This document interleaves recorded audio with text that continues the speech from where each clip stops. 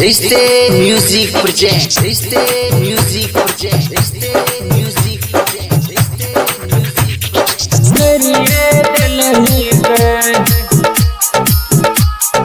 कहना हम कलियो डीजे ओम शंकर करिए परसा करिए दिलही पे सब दिन मिल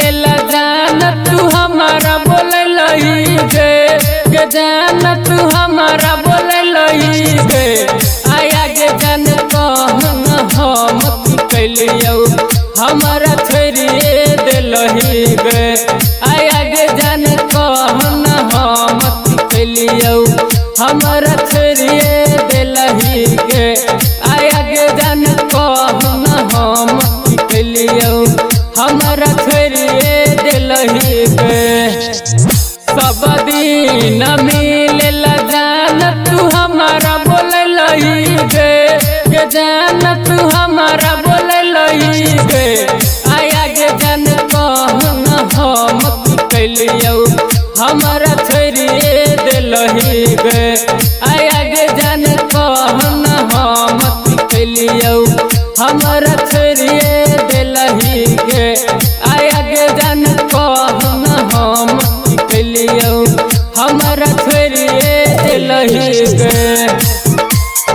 छोड़िए दिलही गे डीजे ओम शंकर परसा हमारा मिलल जान गया भूललही गे जान दिल तोरलही गे आया गे जान कहना हम कलियो हमारा छोड़िए दिलही गे आया गे जान कहना हम कलियो मरद खोजिए लेलही गे आया गे जान कहना हम कलियो हमारा छोड़िए दिलही गे सब दिन मिल जान तू हमारा बोललही गे जान तू हमारा बोललही गे आया गे जान कहना हम कलियो हमारा छोड़िए दिलही गे आया गे जान कहना हम कलियो हमारा छोड़िए दिलही गे आया गे जान कहना हम कलियो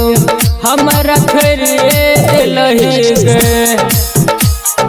छोड़िए दिलही गे